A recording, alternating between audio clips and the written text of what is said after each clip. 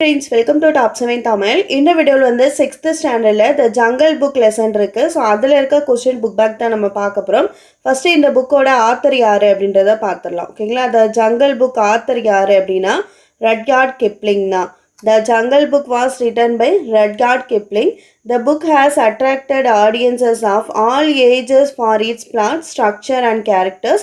Children especially enjoy this story as it deals with the early childhood of a boy in the midst of wild animals in the forest னு கொடுத்துருக்காங்க. அதாவது jungle புக்கோட author யாருன்னா ரட்யார்ட் Kipling.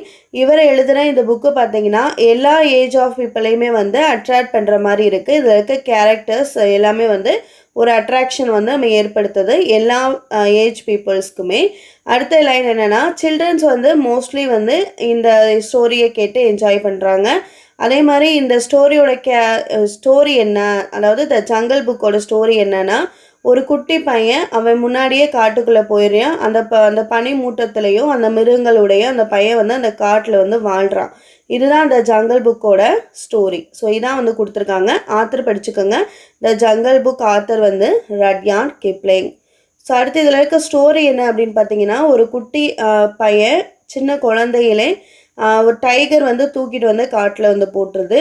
So mother wolf இருப்பாங்க, father wolf வந்து இருப்பாங்க. So ரெண்டு பேருமே வந்து ஒரு அட்ராக்ஷனோட அந்த குட்டி பையனை வந்து வளர்க்குறாங்க. ஸோ அவங்களுக்கு ஏற்கனவே ஒரு 4 குட்டி இருக்கும், உல்ஃப் இருக்கும்.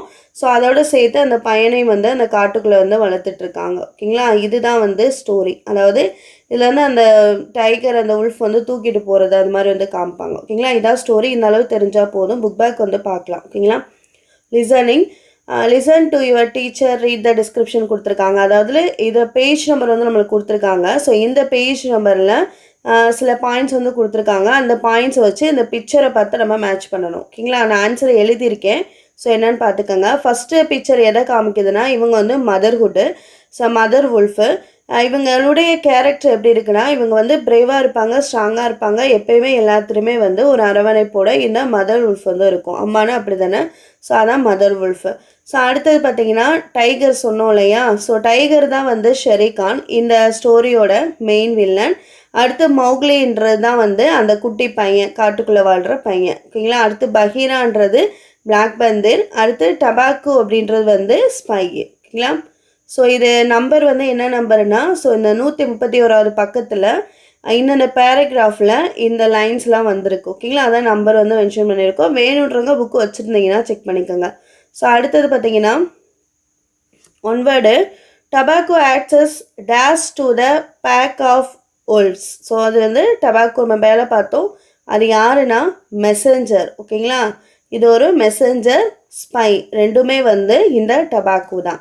ஸோ அடுத்த கேரக்டர், அதனுடைய பண்பு என்ன அப்படின்னு வந்து மேட்ச் பண்ண சொல்லியிருக்காங்க. ட்ரைட் வந்து மேட்ச் பண்ண சொல்லியிருக்காங்க. இப்போ ஃபாதர் வுல்ஃப்னா அது the chief of the wolves. அதாவது ஃபாதர்னால் எல்லாத்துக்குமே வந்து முதன்மையாக தலைமையாக தானே இருப்பாங்க. ஸோ அதான் இந்த ஸ்டோரியிலையும் இந்த ஃபாதர் உல்ஃப் தான் எல்லாத்துக்கும் ஹெட்டாக இருப்பாங்க, the chief of the wolves. அடுத்து டபாக்கு அப்படின்றது begs for meat and thanks for the meal, warns the wolves about the arrival of Sherikhan. அடுத்து மதர் உல்ஃப்னா அவங்க வந்து கிரே நோஸ் வந்து வச்சுருக்காங்க, ஃபீட்ஸ் ஹேர் 4 கப்ஸு 4 குழந்தைகள் அந்த மதர் ஒஃபுக்கும் ஃபாதர் ஒஃபுக்கும் வந்து இருக்குது. அதாவது அந்த பேபி, அந்த மனித குழந்தைய தவிர்த்து. ஓகேங்களா? அதாவது ஷெரிகான் தான் the big one from the Waingunga river with a lame foot அப்படின்னு வந்து சொல்லியிருக்காங்க. ஸோ அதை வந்து மேட்ச் த ஃபாலோயிங் மாதிரி கொடுத்துருக்காங்க. சப்போஸ் கேட்டால் என்ன அப்படின்றத மேட்ச் பண்ண தெரிஞ்சுக்கணும், அதான் சொல்கிறேன். ஓகேங்களா? ஸோ அடுத்தது பார்த்தீங்கன்னா கிராமர் போர்ஷன், இதுதான் முக்கியம். ஸோ இது வந்து லெட்ஸ் ரீகால் அப்படின்னு வந்து கொடுத்துருக்காங்க. அதாவது இதுவரை நம்ம அட்ஜெக்டிவ் வந்து படிச்சிருக்கோம். அதே மாதிரி சென்டென்ஸ், ஐடென்டிட்டி த சென்டென்ஸ் வந்து நம்ம படிச்சிருக்கோம். ஓகேங்களா? ஃபஸ்ட் யூனிட்ல இதுலேயே படித்தோம், அதாவது செகண்ட் டேர்ம் தேர்ட் டேர்மில். ஸோ அதான் வந்து நம்மளுக்கு ரிகாலை வந்து கொடுத்துருக்காங்க. டீனா declarative, interrogative sentences, exclamatory sentence, imperative sentence அப்படின்னு நம்மளுக்கு சென்டென்ஸோட டைப்ஸ் வந்து இருக்குது. டிக்ளரேட்டிவ் சென்டென்ஸ் அப்படின்னா என்ன அப்படின்னா, ஒரு ஸ்டேட்மெண்ட்டையோ ஒரு செய்தியையோ சொல்கிற மாதிரி. இன்ட்ராகேட்டிவ் அப்படின்னா கொஷின் கேட்குறது, லாஸ்ட்டில் கொஷின் மார்க் வந்திருக்கும். எக்ஸ்க்ளமேட்ரி அப்படின்னா ஆச்சரியக்குறி வந்திருக்கும். ஓகேங்களா. இம்பரேட்டிவ் அப்படின்னா கட்டளையிடுற மாதிரி சொல்கிறது, ரெக்வஸ்ட் பண்ணுற மாதிரி சொல்கிறது, இது எல்லாமே இம்பரேட்டிவில் வந்துடும். ஓகேங்களா. இப்போ எக்ஸாம்பிள் பார்க்கலாம். ஃபஸ்ட் எக்ஸாம்பிள் அவங்களே கொடுத்துருக்காங்க. while vehiking the fruits how many kilos do you want அப்படின்றது என்ன சென்டென்ஸ், இன்ட்ராகேட்டிவ் சென்டென்ஸ். ஸோ இன்ட்ராகேட்டிவில் நம்ம டிக் பண்ணிக்கணும். ஸோ இப்போ அடுத்து ஃபஸ்ட்டு பார்த்தீங்கன்னா சில்ட்ரனை பற்றி கொடுத்துருக்காங்க. while eating ice cream, children's ice cream சாப்பிடும்போது எப்படி சாப்பிடுவாங்க, ஒரு எக்ஸைட்டாக தானே சாப்பிடுவாங்க. ஸோ இது நம்ம எக்ஸ்க்ளமேட்ரி சென்டென்ஸாக எழுதிக்கலாம். How delicious the ice cream is. ஓகேங்களா. ஸோ லாஸ்ட்டில் இந்த எக்ஸ்க்ளமேட்ரி சிம்பிள் வரணும். ஸோ இதுக்கு எக்ஸ்க்ளமேட்ரி சென்டென்ஸ் டிக் பண்ணிக்கலாம். அடுத்து செகண்ட் டீச்சர் சொல்கிறாங்க. while noticing students talking in the classroom. அப்போ இது டீச்சர் எப்படி சொல்லுவாங்க, டோன்ட் மேக் ஏ நாய்ஸ் அப்படின்னு சொல்லுவாங்க. ஆர்டர் பண்ணுற மாதிரி சொல்லுவாங்க இல்லையா. ஸோ அது இம்பரேட்டிவில் வந்துடும், கட்டளை வாக்கியத்தில் வந்துடும். ஓகேங்களா. ஸோ அடுத்து வெயிட்டர், ஹோட்டலில் சாப்பிடும்போது வெயிட்டர் என்ன கேட்பாங்க நம்மகிட்ட, what do you food to have sir அப்படின்னு கேட்பாங்க. ஏன்னா ஃபுட்டு உங்களுக்கு வேணும் அப்படின்னு கேட்பாங்க இல்லையா. ஸோ அது நம்ம இன்ட்ராகேட்டிவ் சென்டென்ஸில் போட்டுக்கலாம். ஸோ அடுத்து student, while introducing oneself, student அவங்கள பற்றி இன்ட்ரடியூஸ் பண்ணும்போது என்ன சொல்லுவாங்க, ஐ ஆம் நியூ ஸ்டூடெண்ட் சொல்லுவாங்க, ஐ ஆம் ஓல்டு ஸ்டூடெண்ட், இல்லாத ஏதாவது நேம் சொல்லுவாங்க. ஸோ அந்த மாதிரி வர்றது ஏதோ ஒரு செய்தி மாதிரி தான் வருது. ஸோ அதனால் இது இம்பரேட்டிவ். ஓகேங்களா. டிக்ளரேட்டிவ். ஓகேங்களா. Declarative sentence. ஸோ அடுத்தது பார்த்தீங்கன்னா tourist, while visiting the Taj Mahal. So தாஜ்மஹாலை ஒரு டூரிஸ்ட் பார்க்கும்போது அவங்க எவ்வளோ எக்ஸைட் ஆவாங்க, வா ஒண்டர்ஃபுல் தாஜ்மஹால் எஸ் அப்படின்னு சொல்லுவாங்களே. ஸோ அதனால் இது எக்ஸ்க்ளமேட்ரி. அடுத்து டிடிஆர், ட்ரெயினில் டிடிஆர் வரும்போது நம்மகிட்ட டிக்கெட் கேட்பாங்க. ஸோ அதை எப்படி கேட்பாங்க, please show me your ticket அப்படின்னு கேட்பாங்க. டிக்கெட்டை கொடுங்க, டிக்கெட்டை காமிங்க அப்படின்னு கேட்பாங்க. ஓகேங்களா. ஸோ அது நமக்கு என்ன வரும் அப்படின்னா இன்ட்ராகேட்டிவ் சென்டென்ஸில் வந்துடும். ஓகேங்களா. ஸோ அடுத்தது பார்த்தீங்கன்னா இன்ட்ராகேட்டிவ் சென்டென்ஸ் எத்தனாவது காலம், செகண்ட் காலம், இன்ட்ராகேட்டிவ் சென்டென்ஸில் வந்துடும். ஓகேங்களா. ஸோ அடுத்தது கிரிட்டிக், அதாவது while writing a review of a book it's quite interesting. குவைட்டாக இருந்தால் அமைதியாக வாசிக்கும் போது எப்போயுமே புக் ரீடிங் எப்படி இருக்கும், இன்ட்ரெஸ்டிங்காக இருக்கும். ஸோ இது இம்பரேட்டிவில் போட்டுக்கலாம். ஓகேங்களா. டிக்ளரேட்டிவில் போட்டுக்கலாம். ஸோ அடுத்து receptionist, while attending to a guest in the hotel அப்படின்னு. இது ரிசப்ஷனிஸ்ட் எப்படி கேட்பாங்க, what else do you need sir அப்படின்னு கேட்பாங்க. அதாவது ஒரு ஹோட்டலுக்குள்ளே போகிறோம், கெஸ்ட்டாக போகிறோம். அப்போ ரிசப்ஷனிஸ்ட் இருப்பாங்க. நம்மகிட்ட என்ன கேட்பாங்கன்னா கொஸ்டின் தானே கேட்பாங்க. ஃபஸ்ட்டு என்ன வேணும், என்ன தேவைன்னு கேட்பாங்க. ஸோ அது நம்ம என்னவா போட்டுக்கலாம்னா இன்ட்ராகேட்டிவாக போட்டுக்கலாம். ஓகேங்களா. ஸோ இதுதான் சென்டென்ஸு. ஸோ இதில் கொஞ்சம் டிஃப்ரெண்ட்டாக அவங்களே சில வேர்ட்ஸ் கொடுத்து, ஸோ அதில் இவங்களாக இருந்தால் அந்த இடத்துல எப்படி சொல்லுவாங்க, பேசுவாங்க அப்படின்றத நம்ம ஒரு சென்டென்ஸ் மேக் பண்ண சொல்லி, அது எந்த டைப் சென்டென்ஸ் அப்படின்னு ரைட் பண்ண சொல்லியிருக்காங்க. ஸோ இதெல்லாம் தெரிஞ்சுக்குங்க.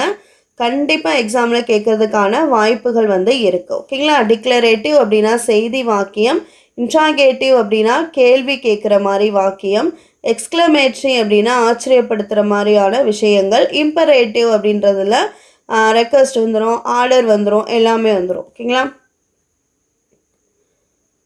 ஸோ அடுத்தது பார்த்தீங்கன்னா அட்ஜெக்டிவ்ஸ் கொடுத்துருக்காங்க. இதுவும் ரீகாலில் தான் வரும், ஏன்னா அட்ஜெக்டிவ்ஸ் ஆல்ரெடி படிச்சிட்டோம். அட்ஜெக்டிவ்ஸ்னால் என்ன அப்படின்னா நவுனை டிஸ்கிரைப் பண்ணுறது தான் அட்ஜெக்டிவ். நம்ம ஆல்ரெடி படிச்சிருக்கோம். நவுனை டிஸ்கிரைப் பண்ணுறது அட்ஜெக்டிவ்.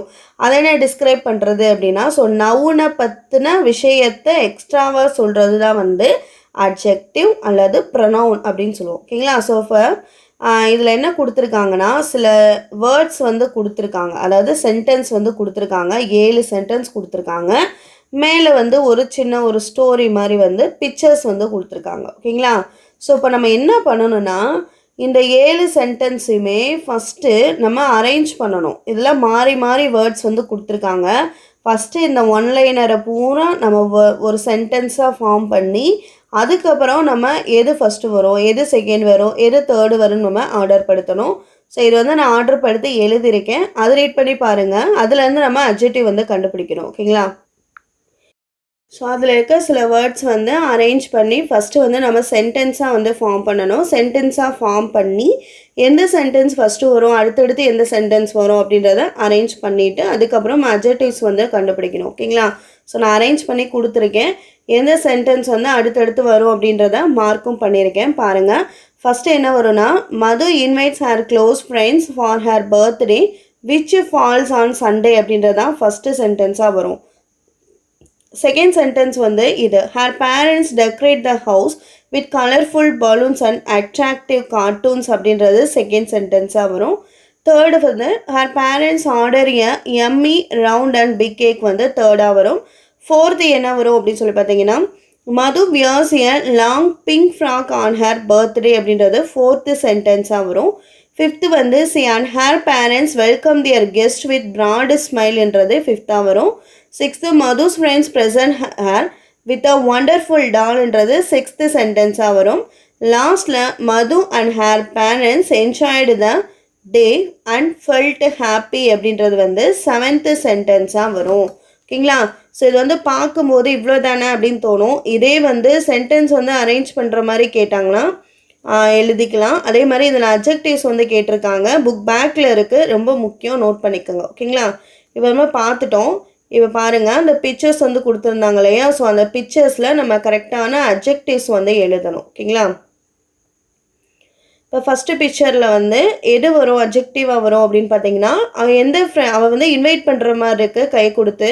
ஸோ அது வந்து க்ளோஸ் ஃப்ரெண்ட்ஸ், அவர் சுற்றி க்ளோஸ் ஃப்ரெண்ட்ஸ் வந்து இருக்காங்க. ஓகேங்களா? ஸோ அது வந்து எழுதிக்கலாம். அவள் பர்த்டேக்கு க்ளோஸ் ஃப்ரெண்ட்ஸ்ன்றது நவுனு, ரொம்ப க்ளோஸ் ஃப்ரெண்ட்ஸ் அப்படின்றது வந்து நம்மளுக்கு அட்ஜெக்டிவாக வந்துடும். ஓகேங்களா? ஸோ அடுத்து ரெண்டாவது பிக்சரில் பார்த்தீங்கன்னா கலர்ஃபுல்லாக இருக்குது. ஸோ ஸ்டேஜ் டெக்கரேட் பண்ணியிருக்காங்க, கலர்ஃபுல்லாக டெக்கரேட் பண்ணியிருக்காங்க. அப்போ அட்ஜெக்டிவ் கலர்ஃபுல் வரும். கேக் வந்து எப்படி இருக்குது, ரவுண்டாக இருக்குது, பிக்காக இருக்குது, அது வந்து எப்படி வரும், அட்ஜெக்டிவில் வரும். ஓகேங்களா? கேக்குன்றது நவுனு, ரவுண்ட் அண்ட் பிக்ன்றது அட்ஜெக்டிவ். லாங் பிங்க் ஃப்ராக் அப்படின்றது நவுனு. ஸோ லாங் பிங்க் அப்படின்றது அட்ஜெக்டிவ். ஸோ அவங்க வந்து அந்த பையன் கிஃப்ட்டு கொடுக்குறான். ஸோ அது வந்து எப்படி வந்து அவங்க ஏற்றுக்கிறாங்கன்னா, ப்ராடு ஸ்மைலோடு வந்து ஏற்றுக்கிறாங்க. So broad smile. அடுத்தது ஒண்டர்ஃபுல் டால் அப்படின்றது ஒரு பெயர் சொல். எப்படி இருக்குது, அழகாக இருக்குது. ஸோ ஒண்டர்ஃபுல் டால். ஸோ அவங்களுக்கு அந்த நாள் எப்படி போச்சு, ஹாப்பியாக போச்சு. டே அப்படின்றது நவுனு, எப்படி போச்சு, ஹாப்பியாக போச்சுன்றது அட்ஜெக்டிவ். ஓகேங்களா? ஸோ அந்த சென்டென்ஸ் வந்து நீங்கள் படிச்சிட்டிங்கன்னா ஸோ இந்த பிக்சருக்கான ஆன்சர் வந்து போட்டுடலாம். ஸோ இது பிக்சர் கொடுத்து நம்மளுக்கு கொஸ்டினில் கேட்பாங்களா அப்படின்னு கேட்பீங்க. ஸோ கொடுத்து கேட்க மாட்டாங்க. ஆனால் அட்ஜெக்டிவ்ஸ் எதுன்னு புக் பேக்கில் இருக்கிறது கேட்பாங்க. ஸோ அதனால் அட்ஜெக்டிவ்ஸ் எதுன்னு ப்ராக்டிஸ் பண்ண தான் கண்டுபிடிக்க முடியும். ஓகேங்களா? ஸோ அடுத்தது பார்த்தீங்கன்னா ஆர்டிகல்ஸ் வந்து கொடுத்துருக்காங்க. ஸோ ஆர்டிகல்ஸ் அப்படின்னாலே ஞாபகம் வர்றது நமக்கு என்ன அப்படின்னா, நான் கலர் சேஞ்ச் பண்ணிக்கிறேன். ஆர்டிகல்ஸ் அப்படின்னாலே நம்மளுக்கு என்ன வரும் அப்படின்னா, ஏ வரும், இல்லாட்டி ஆன் வரும், இல்லாட்டி தே வரும். இது மூணு தான் ஆர்டிகல்ஸில் வரும். ஓகேங்களா? ப்ரிப்போசன் வேறு, ஆர்டிகல்ஸ் வேறு. ஏ எந்தெந்த இடத்துல வரும், ஆன் எந்தெந்த இடத்துல வரும், த எந்தெந்த இடத்துல வரும் அப்படின்றத தெரிஞ்சுக்கிட்டா ஈஸியாக மார்க் வாங்கிடலாம். ஆன் அப்படின்றது எல்லாத்துக்குமே தெரியும். Vowels sound A, E, I, O, U. Vowels வந்து 5 இருக்குது. ஸோ இந்த வவல்ஸ் வந்து டேஷுக்கு அப்புறம் வர அந்த வேர்ட்ஸில் இந்த வவல்ஸ் அப்படியே வந்திருந்தாலோ, இல்லையா வவல்ஸோட சவுண்டில் வந்து வந்திருந்தாலோ, ஹாஃபு, ஹாரு அந்த மாதிரி வவல்ஸில் சவுண்டில் வந்திருந்தாலோ அந்த இடத்துல என்ன வரும்னா ஆன் தான் வரும். ஓகேங்களா? த எந்த இடத்துல வரும் அப்படின்னா, அதாவது ஒரு சில அப்படின்ற அர்த்தம். அதாவது என்ன சொல்கிறது, ஒரு குறிப்பிட்டு சொல்லுவாங்க பார்த்தீங்களா? ஸோ அந்த மாதிரி இடத்துல வந்து த அப்படின்றது வரும். ஓகேங்களா? மீதி இடத்துல ஏன் வரும். இப்போ எக்ஸாம்பிள் பாருங்கள். Sujatha is reading dash interesting story in the லைப்ரரின்னு கொடுத்துருக்காங்க. ஸோ டேஸ்க்கு அப்புறம் என்ன இருக்குது, வேர்டில் இன்ட்ரெஸ்டிங். ஸோ ஃபஸ்ட் லெட்டர் என்ன, ஐ. வவல்ஸில் வருதா, ஏஇ ஐஓயூவில் வருது. அப்போ நம்ம என்ன போடணும், ஆன் வந்து போட்டுடணும். ஓகேங்களா? Second sentence, Vishal drew dash wonderful picture on the board yesterday அப்படின்னு கொடுத்துருக்காங்க. ஸோ ஏ அப்படின்றது வரும். ஏன் ஒண்டர்ஃபுல் பிக்சர், ஒரு அழகான படத்தை. அடுத்த தேர்டு, Srinath and Sandhya were bored at dash all concert. Awful concept அப்படின்னு கொடுத்துருக்காங்க. ஸோ ஏ வந்திருக்கனால நம்ம ஆன் அப்படின்றத போடுறோம். Poorvija a dash salad of raw vegetables for dinner அப்படின்னு கொடுத்துருக்காங்க. ஸோ இங்கே ஏ வரும். Suresh was astonished to see the huge statue அப்படின்னு கொடுத்துருக்காங்க. அதாவது ஒரு பெரிய ஸ்டாச்சுவை பார்த்தோன்னே அவருக்கு வந்து எப்படி ஆயிடுச்சு, வியப்பாயிருச்சு, ஆச்சரியப்பட்டார். அப்போ ஒரு குறிப்பிட்ட ஒரு இதை பார்த்து அவர் வந்து என்ன பண்ணுறாரு, அஸ்டானிஸ்டு ஆகிறாரு, அதாவது வியப்பாகிறாரு. ஸோ அந்த மாதிரி இருக்க இடத்துல வந்து வரும்.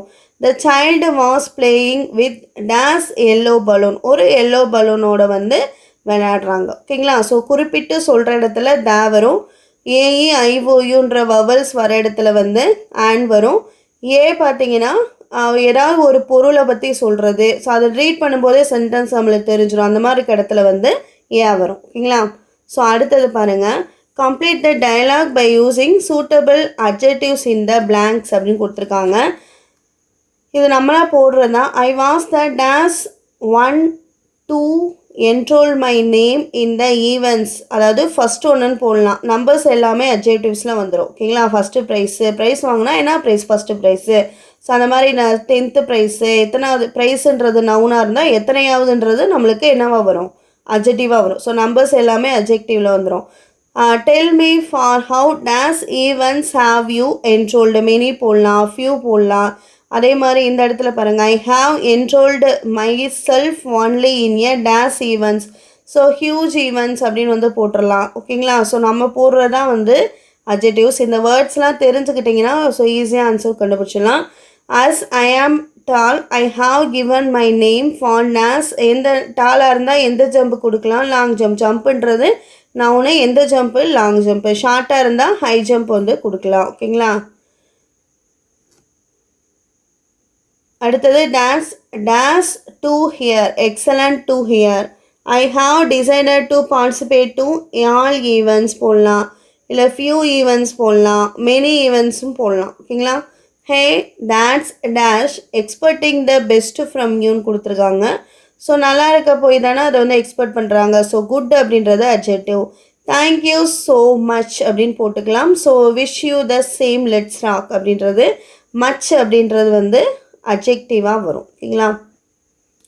ஸோ அவ்வளோதான். இந்த வீடியோவில் வந்து ஜங்கல் புக் லெசனில் இருக்க புக் பேக் கொஸ்டின்ஸ் வந்து நம்ம பார்த்தோம். ஸோ புக் பேக்கில் பார்த்தீங்கன்னா நம்மளுக்கு சென்டென்ஸ், அதாவது டைப்ஸ் ஆஃப் சென்டென்சஸ் வந்து கொடுத்துருந்தாங்க, ஆர்டிகல்ஸ் கொடுத்துருந்தாங்க, அட்ஜெக்டிவ்ஸ் கொடுத்துருந்தாங்க. எல்லாமே ரீகால் வந்து பண்ணியாச்சு.